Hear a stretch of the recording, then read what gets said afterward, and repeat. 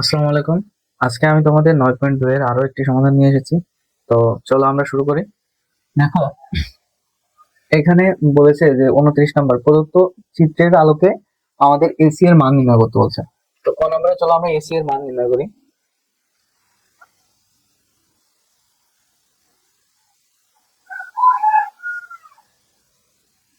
চিত্র থেকে পাই। এখন চিত্র থেকে আমরা কি পাচ্ছি যে এ বি এর মান, দেখো এই যে চিত্র, এ বি এর মান কত দেওয়া আছে? 1 দেওয়া আছে। হ্যাঁ, তাহলে লিখতে পারি এ বি সমান 1, আর বিসি বিসি সমান √3 দেওয়া আছে। এখন এসি এর মান বের করতে বলছে, তাই না? তাহলে আমরা পিথাগোরাসের যেহেতু লম্ব আর ভূমি জানি, জানি না কি অতিভুজ, অতিভুজ জানি না। তাহলে আমরা কি করব? অতিভুজ স্কয়ারের যে সূত্রটা জানি, পিথাগোরাসের সূত্র, তাহলে আমরা বলতে পারি পিথাগোরাসের সূত্র অনুসারে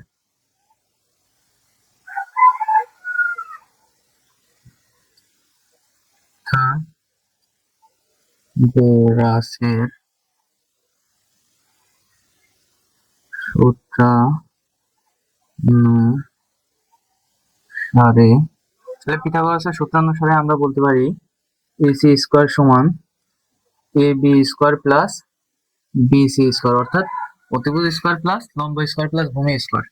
তাহলে এসি, এই যে যেটা স্কয়ার ছিল, এই স্কয়ারটা যদি সমান সমানের ওই পাশে যায়, √ওভার হয়ে যায়, তাহলে A B square plus BC square. Okay, তাহলে এ বির মান কত দেওয়া আছে? এ বির মান দেওয়া আছে, এ বির মান দেওয়া আছে 1। তাহলে 1 এর উপর স্কয়ার দেওয়া যা না দেওয়া তাই, আর দেওয়া আছে কি √3 তাদের উপর হোল স্কয়ার। আচ্ছা, আমি এটার উপর স্কয়ার দিয়ে দিই। 1 এর উপর স্কয়ার দেওয়া মানে কি 1, প্লাস √3 এর স্কয়ার দেওয়া মানে কি এই স্কয়ার আর রুট কেটে যায়, তাহলে হবে কি 3। তাহলে আমাদের হলো 4, আর 4 কে রুট করলে হয় 2। আমরা সাইডে এসি লিখে দিই।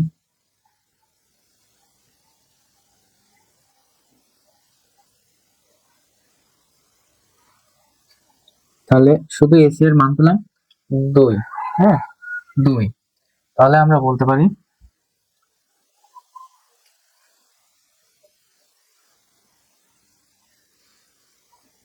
হতে এসি এর মান 2। তারপরে অ্যান্সার দিয়ে দাও, আমাদের অ্যান্সার হয়ে গেল। ওকে, দেখো এখন আমরা ক্ষয়ের সমাধান করব। এখানে বলছে tan a plus tan c এর মান নির্ণয় করো। tan a plus tan c এর মান নির্ণয় করতে বলছে। দেখো, প্রদত্ত রাশি, প্রদত্ত প্রদত্ত রাশি দেওয়া আছে tan a plus tan c। তাহলে দেখো, এখানে একটা বিষয় বোঝো তোমরা। এখানে বলছে tan a, অর্থাৎ tan a এর মান আমরা সূত্র কি জানি? এতটুকু রাফ, হ্যাঁ, এটা তোমাদের দরকার নাই, আমি তোমাদের রাফ রাফ করে বোঝা দিচ্ছি আর কি। দেখো, tan a আমরা সূত্র কি জানি? লম্ব বাই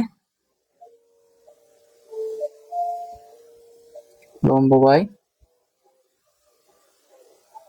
লম্ব বাই ভূমি, আমরা এই সূত্র জানি। যেহেতু কোণ এ, যখন কোণ এ যখন কোণ এ তখন লম্ব লম্ব কোণটা বিসি, তখন লম্ব কোণটা, লম্বটা হবে এই বিপরীত এইটার, এই কোণের বিপরীত বাহু কোণটা বিসি, বিসি হবে লম্ব। ওকে, বিসি হলো লম্ব।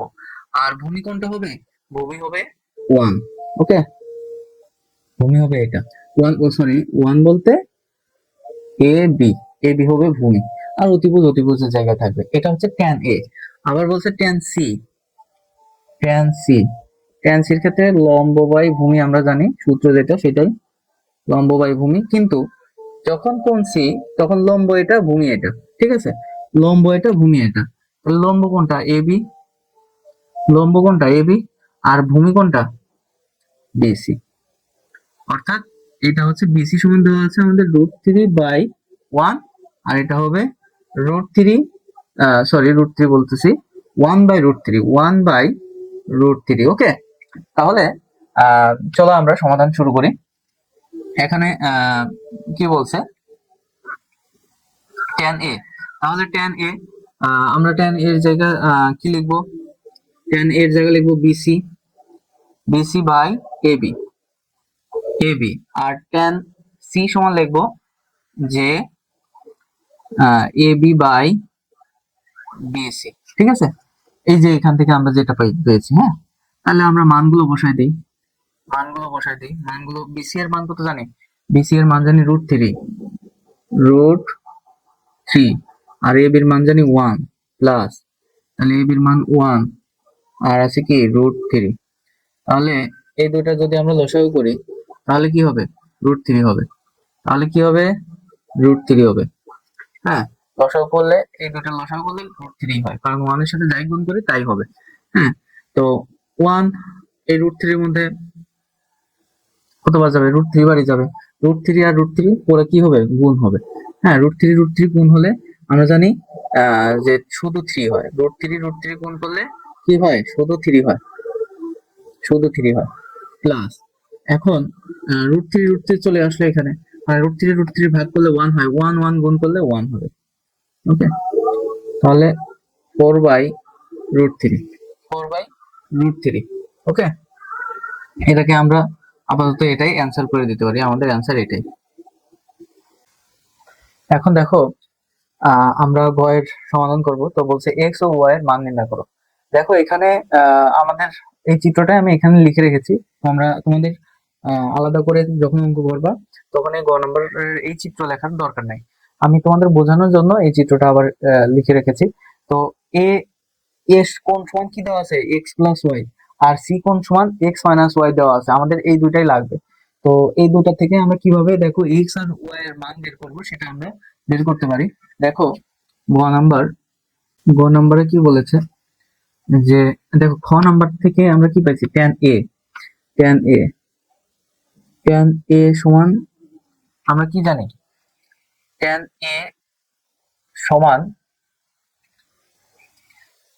tan a সমান আমরা পেয়েছিলাম যে √3/1।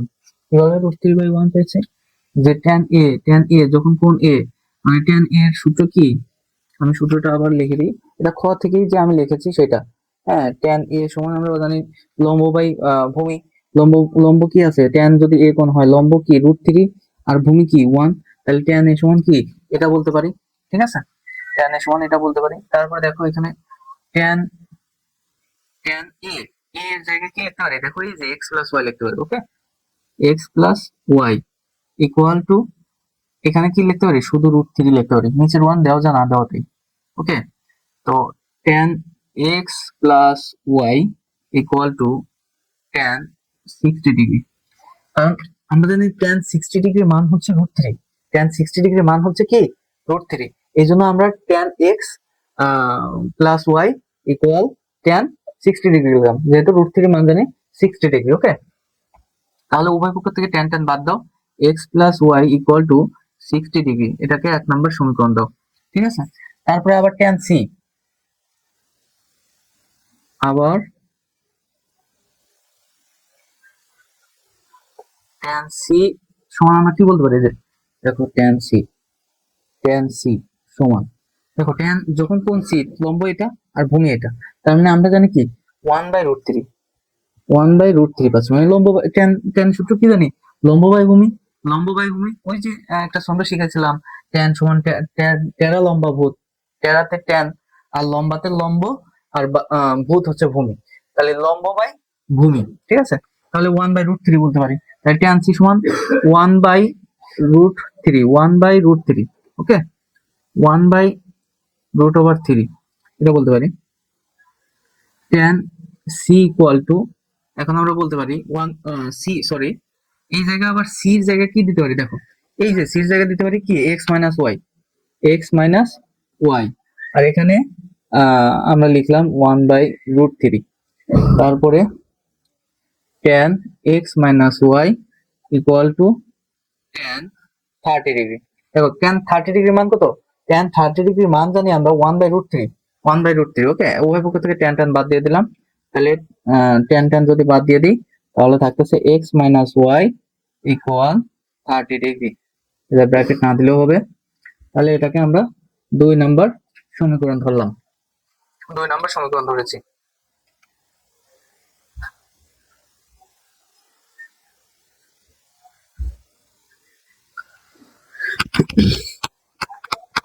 তাহলে দেখো এখানে আমরা আরেকটু কি কাজ করতে পারি। এখন আমরা এখানে দেখো 1 নম্বর সমীকরণ এবং 2 নম্বর সমীকরণ যদি যোগ করে দিই, যদি যোগ করি তাহলে যে কোনো একটার এক্স এর মান পাবো। আবার যদি বিয়োগ করে দিই তাহলে আমরা কি পাবো, ওয়াই এর মান পাবো। তো চলো আমরা শুরু করি। তাহলে আমরা এখানে লিখি যে 1 নং সমীকরণ ও 1 ও 2 নং সমীকরণ, 1 ও 2 নং সমীকরণ যোগ করে পাই, যোগ করে পাই। তাহলে কি লিখবো, x plus y equal to 60 degree আর x minus Y equal to 30 degree. তাহলে যোগ করলে কি হবে, এটা এটা কেটে যাবে, তাহলে 2x ইকুয়াল 90 ডিগ্রি। ওকে, তাহলে x এই পাশে থাকলো, ওই পাশে গিয়ে ভাগ হয়ে গেল 90 ডিগ্রি বাই 2। তাহলে x equal to 45 degree, 45 degree. Okay, তাহলে আমরা x এর মান পেয়ে গেলাম। এখন তুমি যদি চাও x এর মান 1 নং সমীকরণে বসাইবো তাও পারো, আবার যদি মনে করো এটা বিয়োগ করে দিই তাও পারো। তো আমরা লিখি এটা এইভাবে করি যে x এর মান 1 নং সমীকরণে বসায় পাই।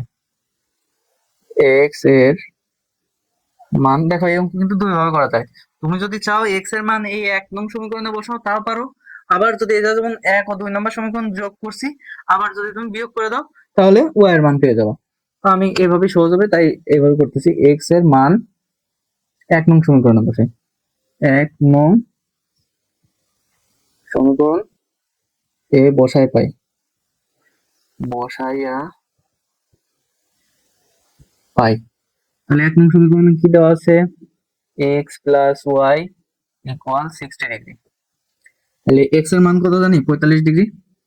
দাও 45 degree minus plus y equal 60 degree.